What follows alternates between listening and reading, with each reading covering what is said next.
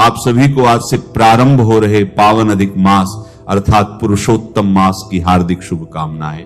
जिस मास को स्वयं भगवान श्री हरि ने अपना नाम देकर अलंकृत किया हो, उस मास की महिमा कितनी दिव्य, कितनी पवित्र और कितनी कल्याणकारी होगी, इसका पूर्ण वर्णन शब्दों में कर पाना अत्यंत कठिन है। यह केवल एक अतिरिक्त मास नहीं, बल्कि भगवान पुरुषोत्तम की विशेष कृपा प्राप्त करने का दुर्लभ अवसर है। हम प्रभु से प्रार्थना करते हैं कि आज से आरंभ होने वाले इस पुरुषोत्तम मास में भगवान श्री कृष्ण की असीम कृपा आप पर और आपके संपूर्ण परिवार पर निरंतर बनी रहे। आज के इस शुभ, पावन और मंगलमय प्रातः काल में हम पुरुषोत्तम मास महात्म्य की पवित्र कथा श्रृंखला का शुभारंभ कर रहे हैं। इस मास की महिमा का अत्यंत विस्तार से वर्णन मिलता है और उन्हीं दिव्य कथाओं का श्रवण हम प्रतिदिन प्रातः काल करेंगे।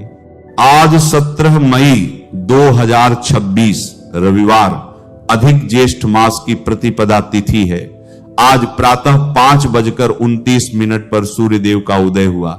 दोपहर 2:32 तक कृत्तिका नक्षत्र रहेगा और उसके बाद रोहिणी नक्षत्र प्रारंभ होगा। अतः आज से आरंभ होने वाले इस विशेष आध्यात्मिक मास के लिए आप जो भी संकल्प लेना चाहते हैं उसे प्रातः काल भगवान श्री हरि को साक्षी मानकर अवश्य ग्रहण करें। चाहे वह नाम जप का नियम हो, कथा श्रवण का संकल्प हो, दान, व्रत, संयम या किसी बुरी आदत का त्याग, इस मास में लिया गया प्रत्येक शुभ संकल्प अत्यंत फलदायी माना गया है। नियम पूर्वक साधना करते हुए आइए अब पुरुषोत्तम मास की इस पावन कथा श्रृंखला का आरंभ करें। आइए श्रद्धा और भक्ति के साथ आज की अधिक मास व्रत कथा का श्रवण करें। वंदे वंदार मंदारम वृंदावन विनोदितम, वृंदावन कलानाथम पुरुषोत्तमम दभुतम। कल्प वृक्ष के समान भक्तों की सभी मनोकामनाएं पूर्ण करने वाले, वृंदावन में मधुर लीलाएं करने वाले, अनंत कलाओं के स्वामी श्री पुरुषोत्तम भगवान कृष्ण को सदैव प्रणाम करता हूं। प्राचीन काल में एक समय एक महान यज्ञ के आयोजन के लिए नैमिषारण्य तीर्थ में अनेक ऋषि मुनि एकत्रित हुए थे, जिनमें देवल, असित, रथितर, रुभु, कपिल, रम्य, गौतम, पैल, मुद्गल, सुमंत, पिप्पलायन, सुमति, धूम्र, हारित, पृथु, कौंडिन्य, वसु, बौधायन, सुष्ण, गालव, अगस्त्य, कात्यायन, कौशिक, अत्रि, झत, शक्ति, शंकु, संकृत, पंख, विभांडक, गर्ग, कणायु, शनि, जमदग्नि, धूम्प, मौन, भार्गव, भारद्वाज, कर्कश, शौनक, शतानंद आदि अनेक ब्रह्मनिष्ठ और वेदपाठी महर्षि अपने अपने शिष्यों सहित वहां उपस्थित थे। तीर्थ यात्रा करते हुए उसी समय सूत गोस्वामी भी अपने शिष्यों के साथ नैमिषारण्य की उस पावन भूमि पर आ पहुंचे। उन्हें देखकर सभी ऋषि मुनियों ने उठकर एक साथ अत्यंत विनम्रता और आदर के साथ उन्हें प्रणाम किया। सभी मुनिगण हाथ जोड़कर सूत गोस्वामी से कहने लगे, हे सूत जी, आप चिरायु हों, आपके लिए मनोहर आसन यहां उपस्थित है, कृपया आप इस पर विराजमान हों। सभी ऋषियों ने यथोचित आदर तत्कार से उनका सम्मान किया, अतिथि सत्कार किया और इस प्रकार कहकर वे ऋषि मुनि सूत गोस्वामी के पास बैठ गए। जब सूत गोस्वामी अपने आसन पर विराजमान हुए तो सभी ऋषि मुनियों ने सूत जी से कहा, हे सूत जी, आप जिस कथा को सर्वश्रेष्ठ सागर के रूप में मानते हैं और जो इस भव सागर को पार लगाने वाली है, वही कथा हमें सुनाइए। ऐसी कौन सी कथा है जो मनुष्य जन्म को सफल बना सकती है? आप कृपया करके यदि उचित समझें तो उसका विस्तृत वर्णन हमें सुनाइए। ऋषि मुनियों के विनीत भाव से कहे गए इन सुंदर वचनों को सुनकर सूत गोस्वामी ने कहा, हे मुनिगणों, मैं आपको एक ऐसी कथा अवश्य सुनाऊंगा। मैं सभी पुण्य तीर्थों का भ्रमण करता हुआ कुरु और जांगल देशों में होता हुआ हस्तिनापुर जा निकला था। वहां मैंने सुना कि महापुण्यात्मा राजा परीक्षित अनेक मुनियों के साथ अपने राज्य को त्याग कर गंगा तट पर आए हुए हैं। हे लस्सीगण, मैं वहां अपने मन की शंकाओं के समाधान हेतु गंगा जी के तट पर राजा परीक्षित के पास गया। वहां पर मैंने भगवान के महातेज से युक्त प्रतापी महामुनि श्री सुखदेव जी के दर्शन किए। ऐसा सुंदर संयोग सौभाग्य से ही प्राप्त होता है। महामुनि सुखदेव गोस्वामी को जब अन्य ऋषियों ने दूर से आते हुए देखा तो सभी एक साथ खड़े होकर हाथों को बांधकर उपस्थित हो गए। सभी ऋषि मुनियों ने सुखदेव गोस्वामी को उनके द्वारा बनाए हुए कमल कर्णिका के उच्च आसन पर विराजमान करवाया। ज्ञान के सागर के समान सुखदेव गोस्वामी महाराज उस आसन के ऊपर सभी दृश्य मुनियों के बीच में उसी प्रकार सुशोभित हो रहे थे मानो तारों के मध्य पूर्णिमा का चंद्र शोभायमान हो रहा हो। और इसी प्रकार पुरुषोत्तम मास महात्म्य के अंदर शुकदेव आगमन नामक प्रथम अध्याय यहीं पर संपूर्ण होता है।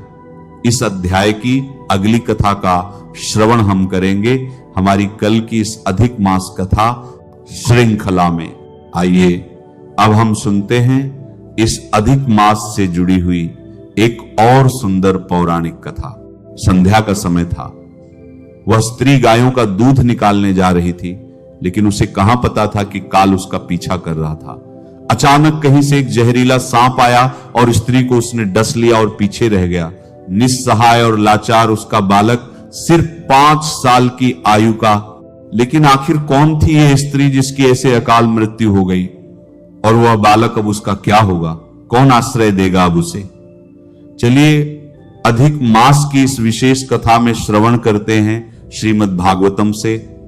यह सुंदर प्रसंग श्रीमद् भागवतम के प्रथम स्कंद के प्रथम अध्याय में श्लोक संख्या 3 में कहा गया है।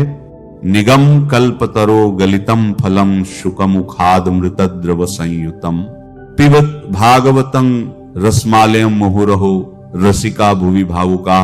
अर्थात हे विद्वान जनों, वैदिक साहित्य रूपी कल्प वृक्ष के इस परिपक्व फल श्रीमद् भागवतम को जरा चखो तो सही। यह श्री सुखदेव गोस्वामी के मुख से निकला है, अतः अत्यंत रुचिकर हो गया है। यद्यपि इसका अमृत रस मुक्त जीवों सहित समस्त जनों के लिए पहले से ही आस्वाद था। तो चलिए श्रीमद् भागवतम नामक इस महान ग्रंथ को प्रणाम करते हुए आज हम सुनते हैं प्रथम भाग की कथा। सूर्योदय का समय था। वेदों के रचयिता श्रील व्यासदेव सरस्वती नदी में स्नान करके बद्रिकाश्रम के निकट शम्याप्रास में स्थित अपने आश्रम में ध्यानावस्था में बैठे थे। त्रिकालज्ञ होने के कारण वे आने वाले कलयुग के दुष्प्रभाव को स्पष्ट रूप से देख पा रहे थे।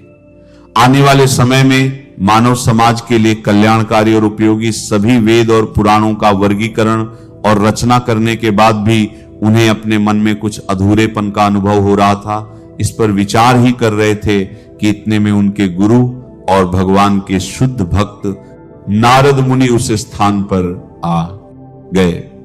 उन्होंने अपने पूज्य गुरुदेव का यथोचित अतिथि सत्कार किया, उन्हें प्रणाम किया और उन्हें आसन प्रदान किया। नारद मुनि अपने शिष्य की मनोदशा को समझ चुके थे। उन्होंने व्यासदेव से कहा, हे पराशर नंदन, निःसंदेह तुम आत्म साक्षात्कार के स्तर को प्राप्त कर चुके हो। तुमने वैदिक सिद्धांतों का यथोचित विवरण प्रतीत किया है। क्या तुम उससे संतुष्ट नहीं हो? तुम्हारे मन में यह निराशा कैसी? अपने गुरुदेव के इन वात्सल्यपूर्ण वचनों को सुनकर श्री व्यासदेव ने कहा, हे गुरुवर, आपने सत्य कहा। इतनी महान उपलब्धियों को प्राप्त करने के बाद भी मैं असंतुष्ट हूं। आप तो असीमित ज्ञान के भंडार हैं। कृपया मेरी इस निराशा का कारण स्पष्ट करें प्रभु। इसके उत्तर में नारद मुनि ने कहा, हे वत्स, ऐसा कोई भी ज्ञान और सिद्धांत जो परम भगवान को संतुष्ट नहीं करता उसे अर्थहीन माना जाता है। तुमने अपने ग्रंथों में धर्म, अर्थ, काम और मोक्ष को तो प्रस्तुत कर दिया है, लेकिन तुमने पूर्ण पुरुषोत्तम परम भगवान की कीर्ति तथा उनकी अद्भुत दिव्य लीलाओं का वर्णन नहीं किया। जो ज्ञान भगवान के साकार पहलू को निर्दिष्ट नहीं करता, वह आत्मा को पूर्ण संतुष्टि कैसे प्रदान कर सकता है? इसलिए तुम परम भगवान की दिव्य लीलाओं पर मनन करके एक ऐसे अनोखे ग्रंथ का निर्माण करो जिसे सुनने मात्र से लोग भवबंधन से मुक्त हो सके।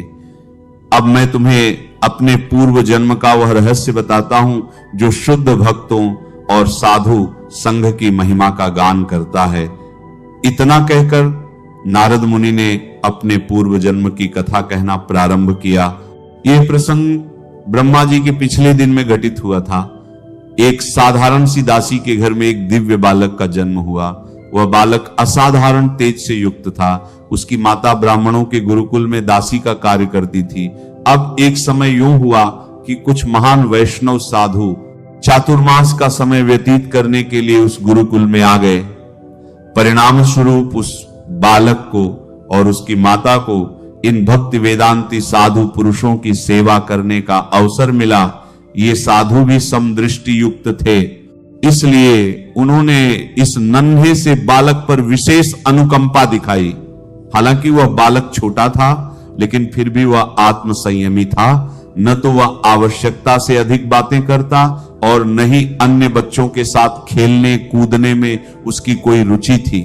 अब एक दिन क्या हुआ कि उन साधु पुरुषों की अनुमति लेकर उस बालक ने उनके भोजन का उच्चिष्ट प्रसाद खा लिया। अब ऐसा करने से उस बालक के समस्त पाप नष्ट हो गए और उन साधु पुरुषों की सेवा करने के कारण उस बालक के हृदय में भगवत भक्ति के प्रति आकर्षण जागृत हुआ। अब नियमित रूप से वह इन साधुओं से भगवान श्री कृष्ण की दिव्य लीलाओं का श्रवण करने लगा और इसके फलस्वरूप वह बालक निरंतर भगवान के चिंतन में लीन रहने लगा। जब चातुर्मास पूरा हुआ तो उन भक्ति वेदांती साधुओं का जाने का समय आ गया, लेकिन जाने से पहले उन्होंने उस बालक को परम भगवान से संबंधित गोपनीय ज्ञान प्रदान किया और इस प्रकार उस 5 वर्ष के बालक ने भक्तिमय सेवा का ज्ञान प्राप्त कर लिया। अब एक दिन संध्या के समय उस बालक की माता गायों का दूध निकालने के लिए जा रही थी, लेकिन वह नहीं जानती थी कि काल उसकी प्रतीक्षा कर रहा है। अचानक कहीं से एक जहरीला सांप आया और उस स्त्री को उसने डस लिया और पीछे रह गया। निस्सहाय और लाचार उसका बालक सिर्फ 5 साल की आयु का, लेकिन यह कोई साधारण बालक थोड़े ही था। वह बालक अब आत्मज्ञानी बन चुका था। इसीलिए उसने इसे परम भगवान की इच्छा के रूप में ही स्वीकार किया। अपनी माता का अंतिम संस्कार संपन्न करके उसी क्षण उस बालक ने घर को त्याग दिया और उत्तर दिशा की ओर चल पड़ा। मार्ग में अनेक नदियां, तालाब, पहाड़, नगर, शहर, खेत, खलिहानों को पार करता हुआ वह बालक एक जंगल में जा पहुंचा। यह जंगल सर्प, भेड़ियों और उल्लू से भरा हुआ था। उस बालक ने पास के एक सरोवर से जल पिया और स्नान किया। शरीर में नवीन ऊर्जा का संचार होते ही वह एक वटवृक्ष के नीचे बैठ गया और उसके गुरुजनों ने उसे जिस प्रकार सिखाया था उसी प्रकार वह अपने हृदय में परम भगवान पर ध्यान केंद्रित करने लगा। जैसे ही उस बालक का ध्यान परम भगवान श्री कृष्ण के चरणों में केंद्रित हुआ, उसके अंदर दिव्य प्रेम के लक्षण प्रकट होने लगे। उसकी आंखों से अश्रु बहने लगे। भगवान श्री कृष्ण उसके हृदय में प्रकट हो चुके थे और उन्हें देखकर वह बालक इतना भाव विभोर हो गया कि वह न तो स्वयं को देख पाया और न ही भगवान को। जब भगवान उसके हृदय कमल से अप्रकट हुए तो वह बालक अत्यंत विह्वल हो उठा और बार बार उन्हें देखने का प्रयास करने लगा। उसके ऐसे प्रयासों को देखकर एक दिव्य आकाशवाणी हुई और वह भगवान की वाणी थी। भगवान ने कहा, हे बालक, मुझे दुख है कि अब इस जन्म में तुम मेरा दर्शन दोबारा प्राप्त नहीं कर पाओगे। कोई भी मनुष्य भौतिक कल्मशों से पूर्ण मुक्त हुए बिना मुझे प्राप्त नहीं कर सकता, लेकिन मैं तुम्हें आश्वस्त करता हूं कि तुम्हारी भक्ति में कोई बाधा नहीं आएगी। इस शरीर का त्याग करने के बाद भी तुम्हारी स्मरण शक्ति यथावत बनी रहेगी और इस भौतिक संसार को त्यागने के बाद तुम मेरे पास आध्यात्मिक जगत में आओगे। भगवान के इस दिव्य वाणी को सुनकर उस बालक ने कृतज्ञता का अनुभव किया विनम्र और द्वेष रहित होकर परम भगवान के पवित्र नामों का जप और कीर्तन करते हुए वह संपूर्ण पृथ्वी में आजीवन भ्रमण करता रहा और अंत में जब उसकी मृत्यु हुई तो उसे एक आध्यात्मिक दिव्य शरीर प्राप्त हुआ, ऐसा शरीर जो भगवान के पार्षदों के लिए होता है। जब ब्रह्मा जी का दिन समाप्त हुआ तो भगवान नारायण प्रलय जल में लेट गए। संपूर्ण भौतिक जगत प्रलय में समाविष्ट हो रहा था। उस समय ब्रह्मा जी तथा भौतिक तत्वों के साथ साथ यह बालक भी भगवान के श्वास के द्वारा उनके शरीर में प्रविष्ट हो गया। जब ब्रह्मा जी की रात्रि पूरी हुई और दिन का प्रारंभ हुआ तो यही बालक फिर एक बार ब्रह्मा जी के पुत्र के रूप में प्रकट हुआ और फिर वे कहलाए नारद मुनि।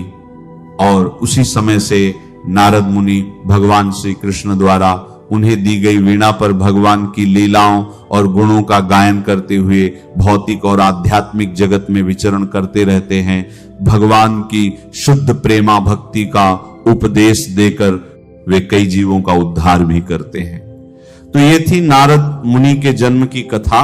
आप सबको फिर एक बार अधिक मास की बहुत सारी शुभकामनाएं।